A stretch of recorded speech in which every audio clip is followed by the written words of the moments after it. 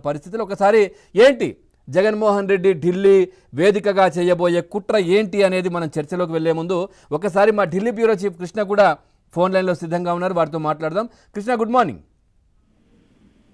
Good morning Pavan. Right Krishna, ఏం చెప్తారు? మనం చూస్తా ఉన్నాం జగన్మోహన్ రెడ్డి అక్కడికి ఢిల్లీలో నేను ధర్నా చేస్తాను, చాలా పార్టీలతో కలుస్తాను, నేను రాష్ట్రంలో జరుగుతున్న విధ్వంసం 45 రోజులకే ఏదో విధ్వంసం జరిగిపోతుందంట రాష్ట్రంలో, ఇదంతా వాళ్ళకి వివరిస్తాను అంటూ కూడా ఆయన చెప్తా ఉన్న పరిస్థితులు కనిపిస్తా ఉన్నాయి. ఏంటి అసలు, ఏంటి సీక్రెట్స్ ఏంటి, అసలు దీని వెనుక ఉన్న వ్యూహం ఏంటి? పవన్, చంద్రబాబు నాయుడు అధికారంలోకి వచ్చి కేవలం 45 రోజులు అవుతుంది. ఈ 45 రోజుల్లోనే రాష్ట్రంలో హత్యలు, అత్యాయత్నాలు, దాడులు, విధ్వంసాలు సృష్టిస్తూ చంద్రబాబు నాయుడు ప్రభుత్వం దారుణ కాండను సాగిస్తుంది. కాబట్టి ఈ దారుణ కాండ గురించి యావత్ దేశం దృష్టికి తీసుకెళ్లాల్సినటువంటి అవసరం ఉంది అనేది జగన్మోహన్ రెడ్డి అభిప్రాయపడుతున్నారు. అందులో భాగంగా ఈ నెల 24వ తేదీన అంటే బుధవారం ఇక్కడ ఢిల్లీలో జంతర్ మంతర్ దగ్గర ధర్నా నిర్వహించాలనుకుంటున్నారు. ఆ ధర్నాకు అన్ని రాజకీయ పార్టీలను ఆహ్వానించాలనుకుంటున్నారు. మరి అన్ని రాజకీయ పార్టీలు అంటే ఏ పార్టీలు అనేది ఆయన స్పష్టత ఇవ్వట్లేదు. అన్ని రాజకీయ పార్టీలు అంటే ఇండియా కూటమిలో ఉన్న పార్టీలా, ఎన్డీఏ కూటమిలో ఉన్న పార్టీలా, ఈ రెండు కూటమిలో లేనటువంటి పార్టీలా, అసలు ఏ పార్టీలు అనేది స్పెసిఫిక్ గా అయితే ఆయన ఇంతవరకు ఏమీ చెప్పలేదు.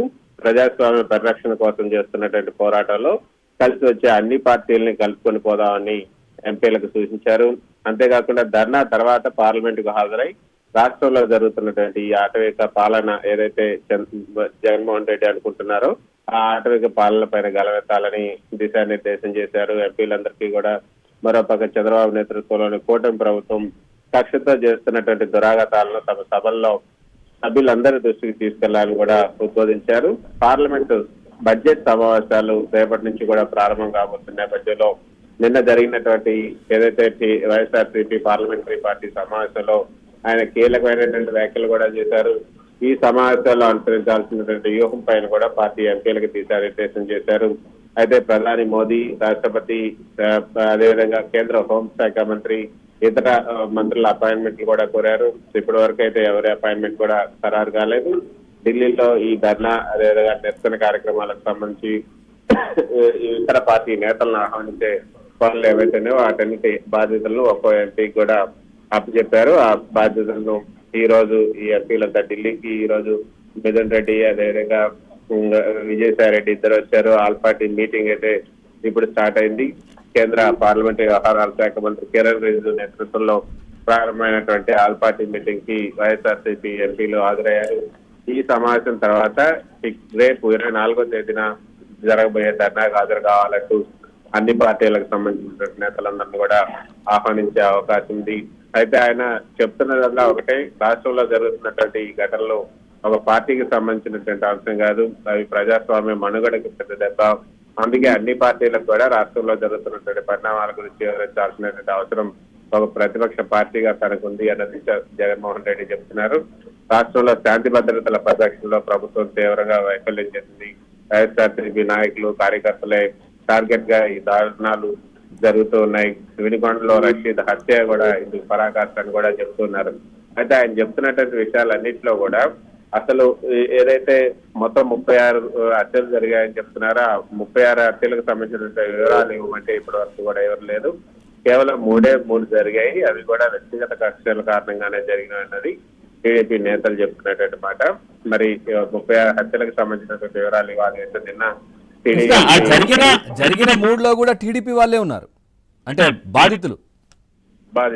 అవును, అదే వాటికి సంబంధించినటువంటి వివరాలు నిన్న ఇవ్వాలి అంటూ నిన్న ఏదైతే టీడీపీ సమావేశం తర్వాత టీడీపీ నేత లావు శ్రీకృష్ణదేవరాయలు కూడా ప్రశ్నించడం జరిగింది. దానికి ఇంతవరకు కూడా సమాధానం ఇవ్వలేదు. మరి రేపు ఏం చెప్తారు? ఆ 36 మంది వివరాలు ఏమైనా తీసుకొచ్చి ఆ 36 మంది వివరాలను రాష్ట్రపతికి ఇచ్చే మెమోరాండంలో కానీ లేకపోతే ప్రధానికి ఇచ్చే మెమోరాండం, అమిత్ షాకి ఇచ్చే మెమోరాండంలో అయినా పొందుపరుస్తారు. అసలు వీళ్ళందరికీ అసలు అపాయింట్మెంట్లు ఇస్తారా లేదా అనేది కూడా ముందు చూడాల్సి ఉంటుంది. అయితే ఏ పార్టీలకి పిలుస్తారు అన్న దాని మీద ఇప్పుడు కొంత సందిగ్ధత నెలకొంది. ఏ పార్టీలో చేరిన వాళ్ళు ఎవరున్నారు అంటే బీఎస్పీ బహుజన్ సమాజ్ పార్టీ మాయావతి ఉన్నారు.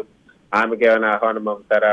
అదేవిధంగా నార్త్ ఈస్ట్ లో కొన్ని పార్టీలు ఉన్నాయి, ఆ పార్టీలకు సంబంధించినటువంటి నేతలను ఏమైనా ఆహ్వానిస్తారా చూడాలి.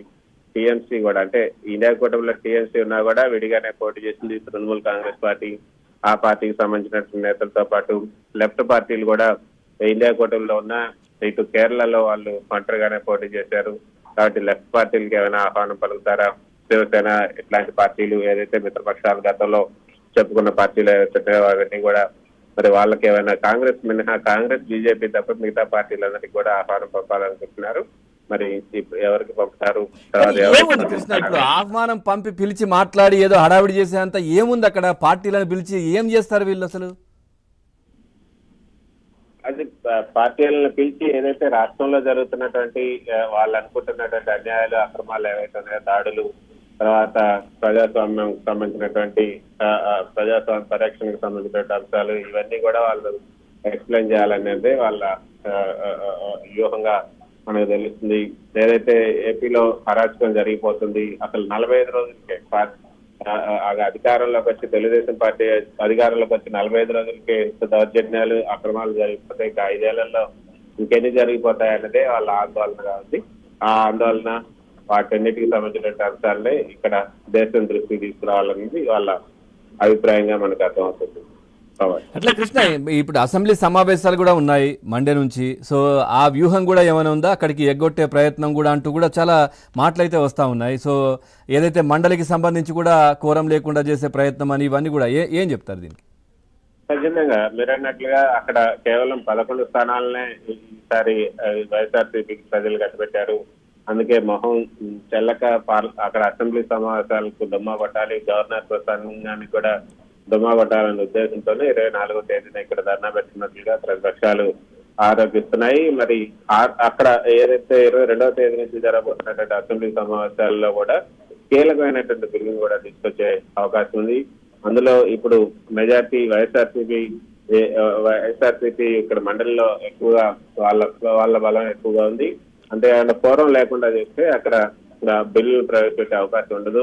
ముఖ్యంగా ల్యాండ్ టైటిలింగ్ యాక్ట్ ఏదైతే ఉందో వైఎస్ఆర్ జగన్ హయాంలో తీసుకొచ్చినటువంటి బిల్లు, ఆ బిల్లును నలిఫై చేయాలనుకుంటున్నారు. ఆ బిల్లును ఉపసంహరించుకోవాలని ప్రభుత్వం భావిస్తుంది.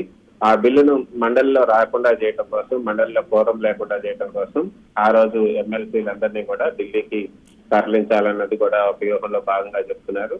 మీరు అన్నట్లుగా అసెంబ్లీ మండలి సమావేశాలను కూడా బహిష్కరించాలన్న ఉద్దేశంతో ఈ యొక్క జాతీయ స్థాయిలో ఢిల్లీలో ఈ ధర్నా కార్యక్రమాన్ని వైఎస్ఆర్సీపీ పెడుతున్నట్టుగా తెలుగుదేశం పార్టీ నేతలు ఆరోపిస్తున్నారు. అట్లాగే ఫైనల్ గా కృష్ణ, ఇప్పుడు రాజ్యసభలో కూడా జగన్మోహన్ రెడ్డికి పార్టీకి అంటే వైసీపీ పార్టీకి కొంచెం నంబర్ ఎక్కువగా ఉన్న పరిస్థితి ఉంది కదా. సో ఈ కూటమి ప్రభుత్వానికి ముఖ్యంగా మోదీకి అంటే బీజేపీకి ఏదైనా మెసేజ్ ఇవ్వాలనుకుంటున్నారా ఈ మీటింగ్ ద్వారా? అంటే ఏమైనా ఏంటి, ఎట్లా చూడాలి ఇది? అది కూడా తమ వ్యూహంలో భాగమనే చెప్పచ్చు. ఇప్పుడు రాజ్యసభలో వైఎస్ఆర్సీపీ 11 మంది ఉన్నారు, ఇటు లోక్సభలో 4 ఉన్నారు, మొత్తం 15 మంది. టీడీపీకి 16 మంది ఎంపీలు ఉంటే మాకు 15 మంది ఎంపీలు ఉన్నారు. ఈ విషయాన్ని బీజేపీ గుర్తుంచుకోవాలంటూ ఎన్నికలు అయిపోయిన వెంటనే ఇక్కడ ఢిల్లీలో విలేకరుల సమావేశాన్ని ఏర్పాటు చేసినటువంటి విజయసాయిరెడ్డి పరోక్షంగా చెప్పినట్టు మాట. అంటే రాజ్యసభలో బిల్లు పాస్ కావాలంటే తమ ఎంపీల మద్దతు కూడా ఎంతో అవసరం అన్నది వైఎస్ఆర్సీపీ చెప్తున్నారు. అందుకే కేంద్రంలో ఉన్నటువంటి మోదీ గాని లేకపోతే అమిత్ షా వాళ్ళకు తమ వైపు తిప్పుకోవడానికి తమపై ఉన్నటువంటి కేసులపైన ఎటువంటి చర్యలు తీసుకోకుండా ఉండటం కోసమే ఆ ఒత్తిడిలో భాగంగానే ఈ యొక్క ధర్నా కార్యక్రమాన్ని పెట్టుకున్నట్టుగా కూడా తెలుస్తుంది. సో ఖచ్చితంగా 15 మంది ఎంపీలను కూడా బూచిగా చూపించి తమ పనులు చేయించుకోవాలని కూడా